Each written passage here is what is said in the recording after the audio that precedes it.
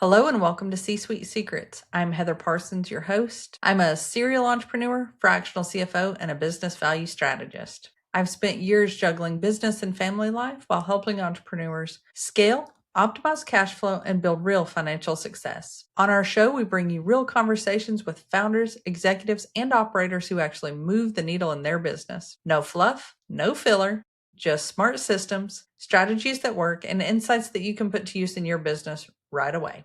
With that, let's dive right in. Normally, this is the part where I introduce a guest, but today we're going to do things a little bit differently. Today on C-Suite Secrets, it's just me and you. In this episode, we're going to begin a new series called Think Like a CFO. And in this series, it's designed to really help you understand what actually happens inside your business finances. Not what your reports say, but what they actually mean for you, your growth, your profit, and the decisions that you're making every single day as a business owner. This isn't about turning you into an accountant. It's not about complicated formulas or spreadsheets, and it's not about memorizing financial terms. It's about learning how to see your business through the lens of a CFO so that you can stop guessing, stop reacting, and start making intentional, confident decisions. Because most founders, they don't struggle with money because they're bad at business. They struggle because no one ever taught them how to interpret their numbers and what they actually really mean. And that's what we're going to start changing. In today's episode, I'm going to walk you through how CFOs actually see business differently.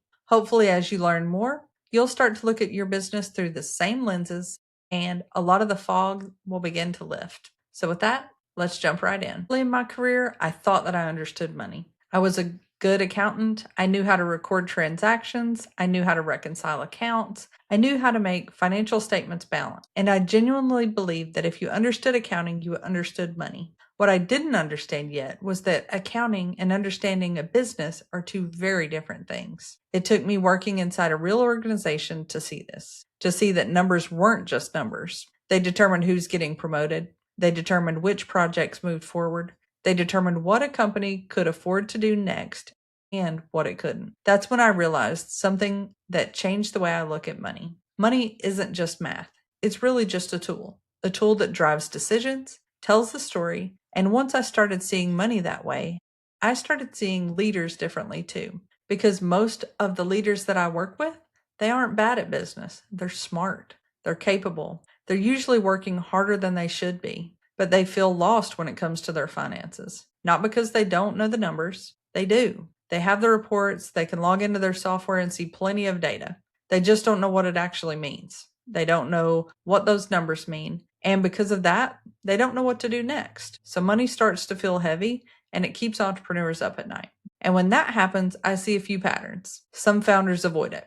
They don't look at their finances. They tell themselves that they'll deal with it later. Not because they don't care, but because it feels overwhelming. Other founders, they get anxious. They're scared to make any type of decision and they're always afraid they're going to make the wrong move. So they freeze and they delay decisions, they second guess themselves, and some founders, they swing the complete opposite direction. They say, screw it, and start making decisions based purely on gut. No data, no framework, just instinct. And here's the part that matters. None of these paths lead to calm, and none of them lead to good business decisions. Most of all, none of these paths lead to clarity or the safety that these entrepreneurs are looking for. And none of those paths lead to sustainable growth. You start to see real consequences show up. They're not paying themselves consistently. They don't know when they can afford to hire, and margins get super tight. And when margins get tight, that's when debt usually starts to really creep in. They kick the can down the street.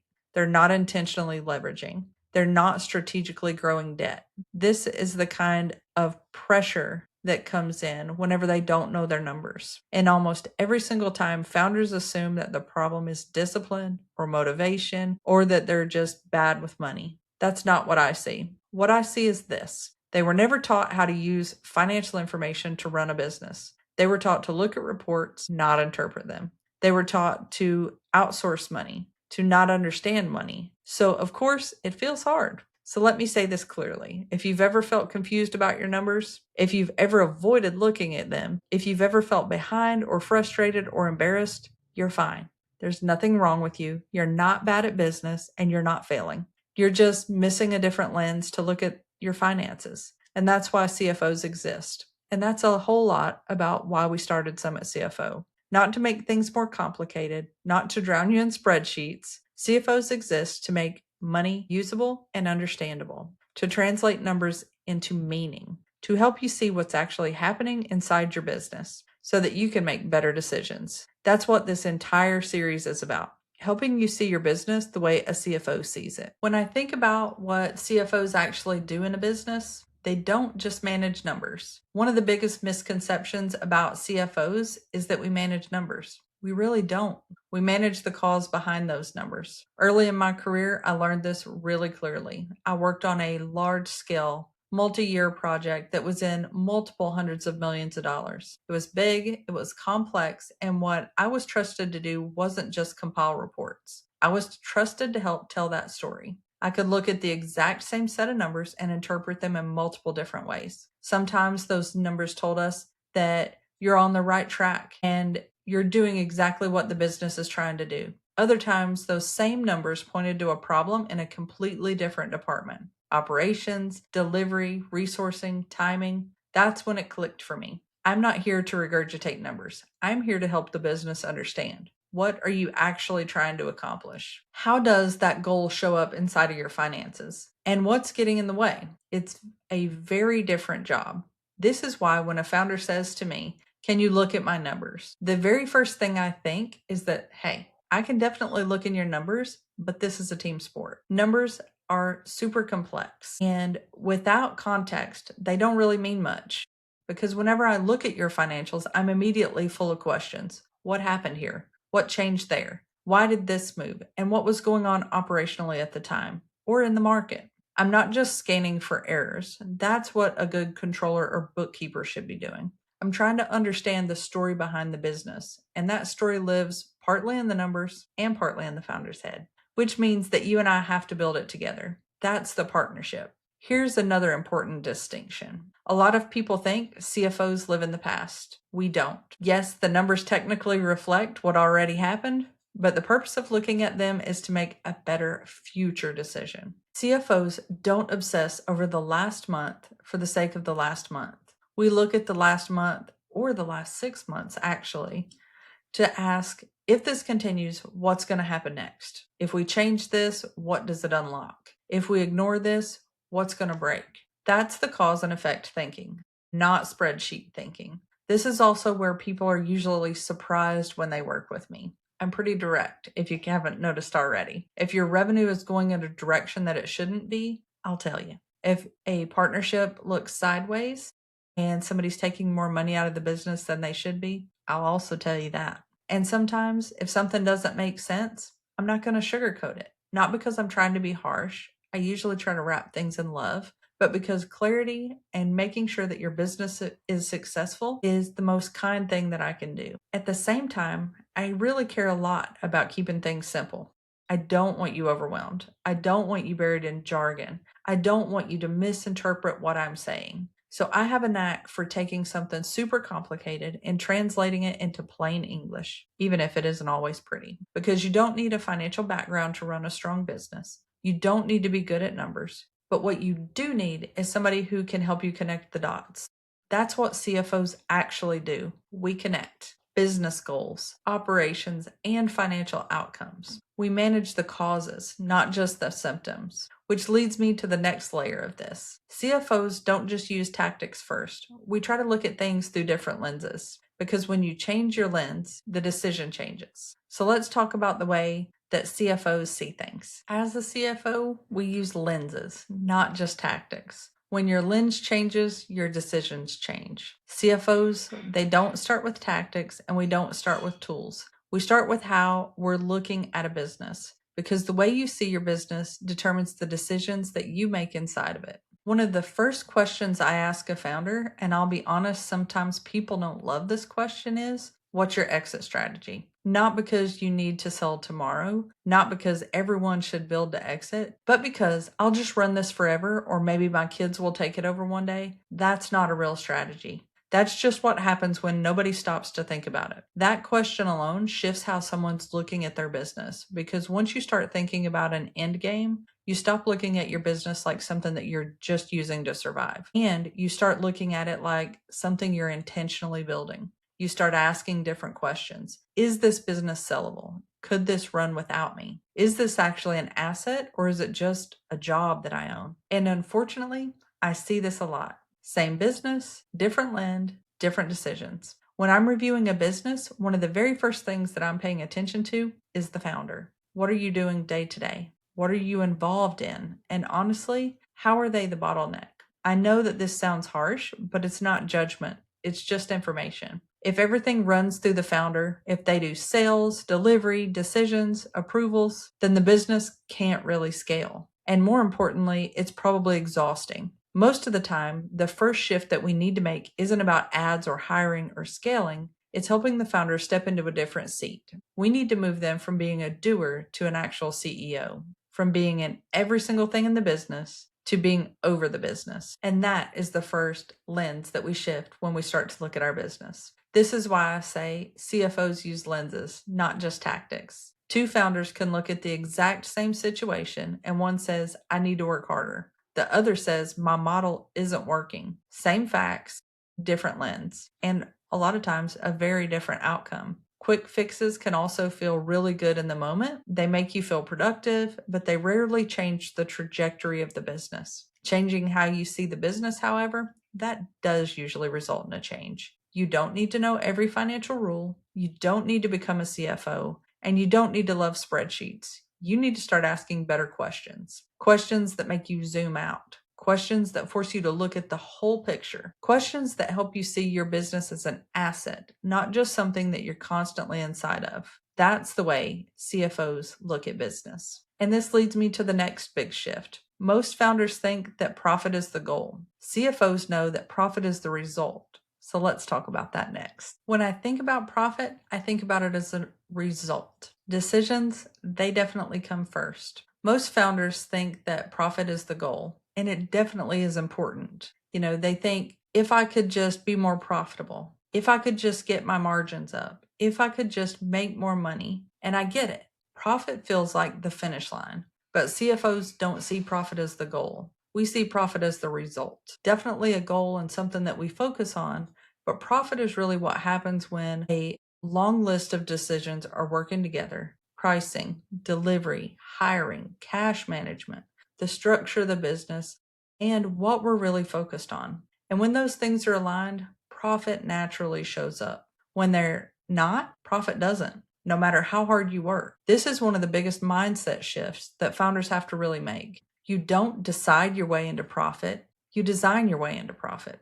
Profit isn't something that you chase. It's something that you earn through better decisions. That's why two businesses can have the exact same revenue and completely different profit. One founder is calm, the other is constantly stressed out. One is paying themselves first, the other isn't. Same top line, different decisions underneath, and a very different result. Here's where CFOs think differently. We don't wait until profit disappears to pay attention. We look for very early signs, things that tell us something is off before it becomes a big problem. Margins slowly shrinking, cash getting tighter even though revenue is growing, owners not paying themselves consistently, which is a big pet peeve of mine. Hiring happening before the model can support it, or they know what these people are even going to do. Those aren't random, those are warning lights. Most founders don't notice them because they're in the day-to-day. They're solving problems, but CFOs, they're looking at things slightly ahead. They're asking things like, if this continues, what happens? Because most problems don't just show up overnight, they show up quietly. First is discomfort, a little bit of stress. Then it moves into burnout. Then it becomes, I don't know what's wrong, but something definitely feels off. That's not bad luck. That's unaddressed signals. This is why I say decisions come first, then profit, not the other way around. If you're underpricing, which is another pet peeve of mine, profit will struggle. If your delivery model is too heavy, profit will struggle. If you're over hiring, profit is going to struggle. If you're making decisions based on fear, your profit is going to struggle. You can't outwork a broken model. You can only redesign it. So here's a simple reframe I want you to sit with. Instead of asking, how do I make more money? Start asking, what decisions would make this business easier to run?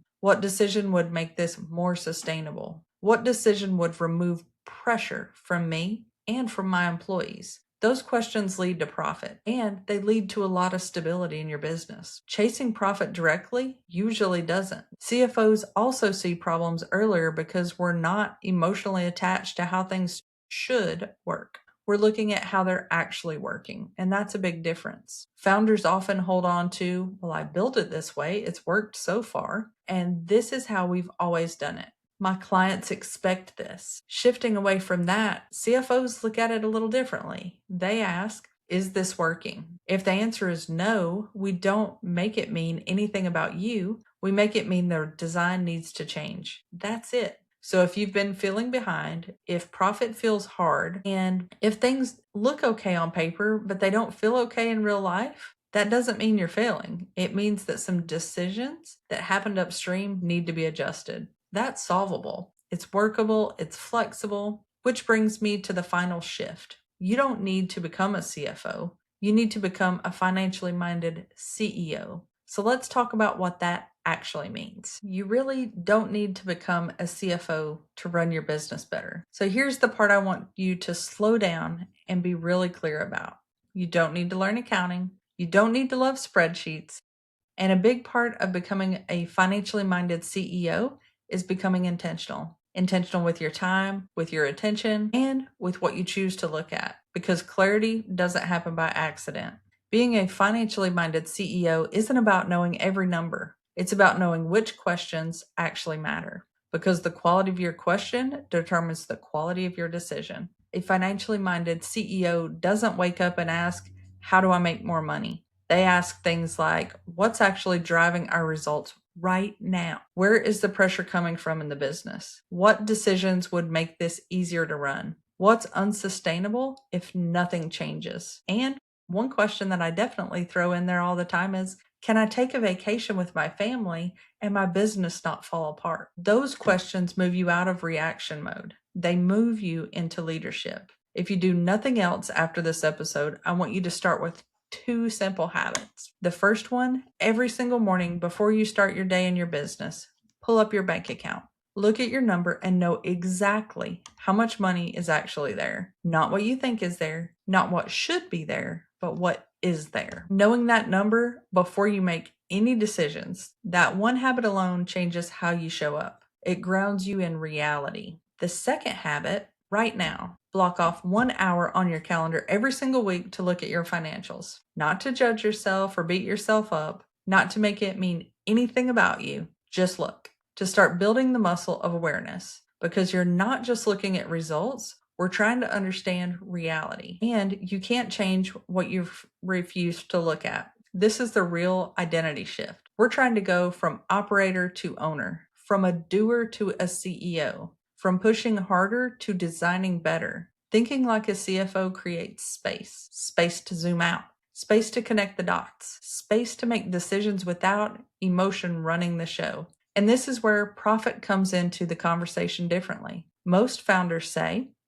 I know things are working when I see profit, but CFOs know something else. Profit is not the starting point, profit's the result. It's a lagging indicator. CFOs don't manage profit first, we manage the cause behind the profit. As we'd already mentioned, profit, delivery, structure, all of those things. And when these things are working together, profit shows up. When they're not, profit doesn't, no matter what. And it doesn't really care how hard you work either. Over this series, we're going to keep slowing this down. We'll talk through the CFO lens. We'll talk about clarity. We'll talk about alignment. And we'll talk about designing a business that supports you, not the other way around. Because entrepreneurship was supposed to create freedom for you, not constant pressure. And thinking like a CFO is how you protect that freedom. If this episode has shifted anything in your business for you, even a little bit, that's what we're hoping for. You don't need to fix everything at once. You just need to start seeing things a little differently. In the next episode, we're going to dive deeper into the one idea that profit is a lagging indicator. We'll talk about why waiting on profit keeps founders reactive and how CFOs actually manage causes before results. Thank you to everybody for listening to C-Suite Secrets today. If you have found today's conversation valuable, please be sure to hit that like and follow button and share with somebody else who is growing a business. If you want more tips on how to grow your business between episodes, you can find me on Facebook at C-Suite Insiders Group, or you can find me on Instagram and LinkedIn at Heather Parsons Official. Until next time, keep growing and remember, you don't have to do this alone.